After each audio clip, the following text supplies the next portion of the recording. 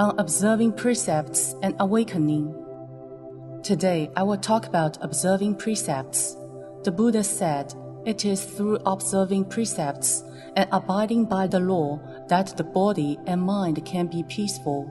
A person who observes precepts, knows do's and don't do's in life, and uphold their moral principle. Law here refers to the governing law in the human realm, the underworld, or heaven, conditional on the realm in question. Only by observing precepts and abiding by the law can our body and mind be peaceful. How do our body and mind become peaceful? By observing precepts and abiding by the law. You realize that it allows our worries, anxieties, and fears to subside. Much the same as when a person has committed no evil, they will not be afraid even if the policemen come knocking on their door. As long as one can observe precepts, they are free from all worries, anxieties, and fear. Another example, an overweight person was advised by the doctor, if you continue to gain weight, you will contract heart disease. If this person heeds this warning and refrains from eating high cholesterol and oily foods, they will no longer be worried. Their body and mind will then be peaceful. When it comes to cultivating our mind, do you know what we are cultivating? From a certain perspective, it's about observing precepts. Refrain from doing the things you shouldn't do, from saying the things you shouldn't say, and from thinking about things you shouldn't think. You must constantly practice self-restraint so that you can get rid of your bad habits. A person who fails to do so will not sincerely cultivate their mind. They will be at mercy of their destiny. Many people enjoy good health today because they have adhered to precepts, cultivated their mind, and recite Buddhist scriptures. One of the 5 precepts in Buddhism is refrain from stealing. Should you violate this precept, don't you think you will be caught by the police? Similarly, the precept of not killing. If you kill a person, you will have broken the law in the human realm. If you kill an animal, you will have broken the law of the underworld. Even if punishment is not served in the human realm regarding the killing of animals, inescapably, you will suffer due punishment in the underworld. Hence, everyone should follow these 5 precepts. They are not limited to the monastic community. Let me share with you 2 things about this world. Firstly, what's happened has happened. Many people ask questions like, why did it happen to me? Why did something like that happen to me? There is no why. If you got cancer, you got cancer. If you die, you die. Many people are mentally unprepared when calamity strikes, but what's supposed to happen will happen. Secondly, once your money is given away, it's no longer yours. For example, when somebody swindles you and you have transferred your money to them, it's no longer yours.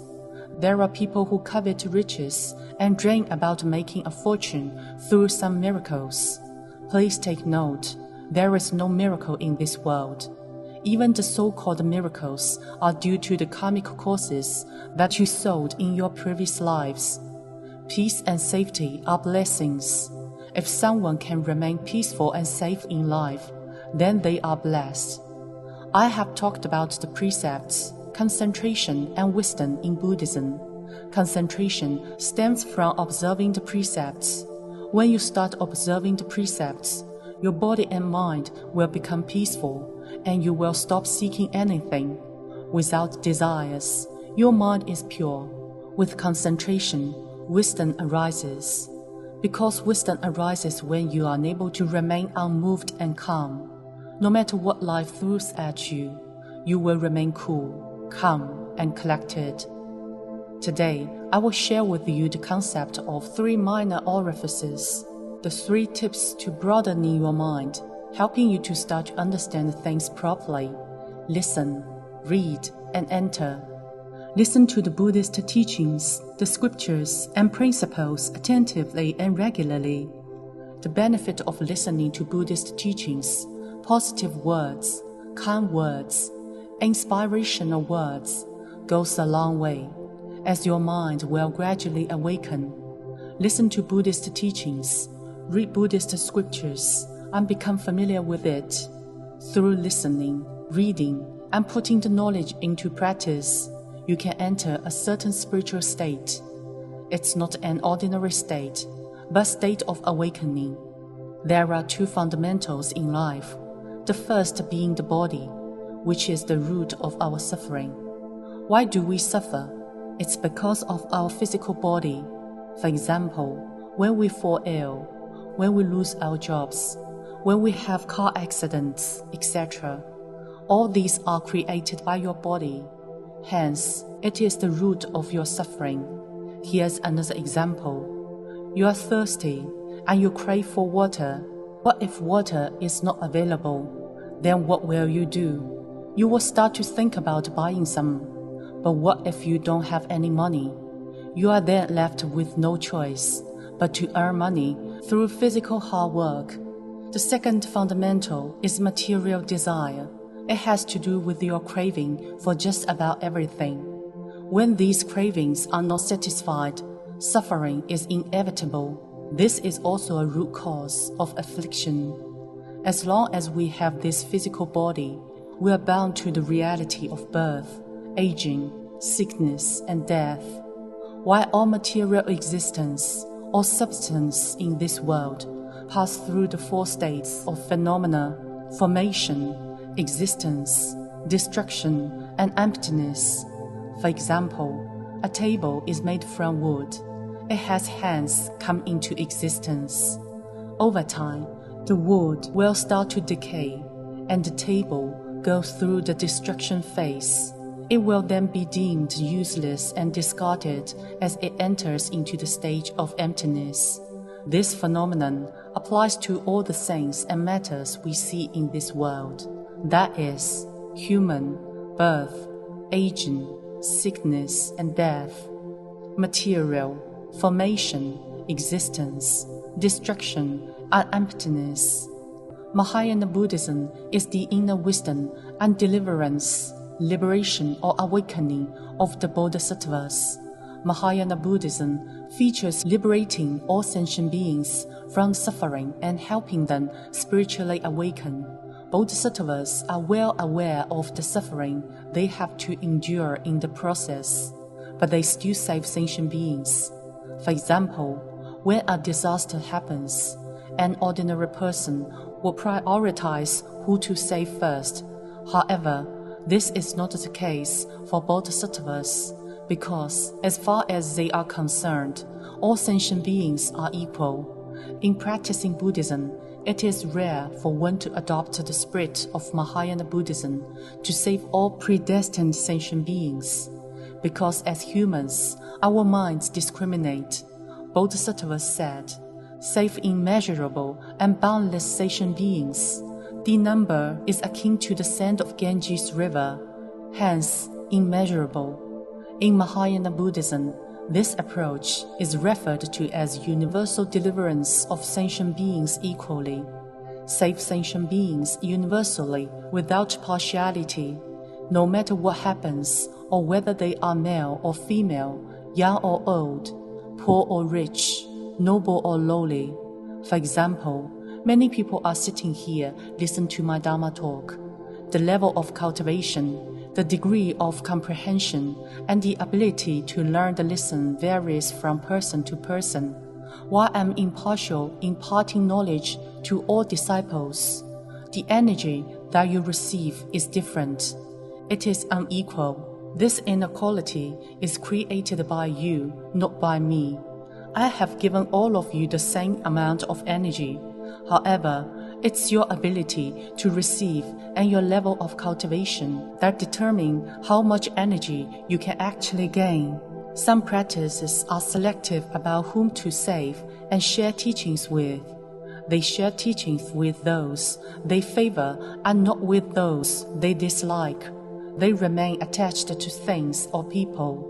But we must learn the spirit of Mahayana Buddhism of liberating all predestined sentient beings from suffering. Some practices, however, take the approach of if you don't ask, you don't get. That is, sharing the teachings is only rendered to those who actively seek help. Have you seen this kind of things? Not taking action unless people make the first move and ask for help. If others do not ask you for help, will you take the initiative to help them? Though in Buddhism, it is said, awaken only those with karmic affinities or conditions. This shouldn't be misunderstood as never reaching out to those who do not have affinities. Rather, we should wait for their karmic affinities to ripen. The wisdom of Bodhisattva is perfect. It's complete and perfect enlightenment. In studying and practicing Buddhism, we must be diligent on all fronts.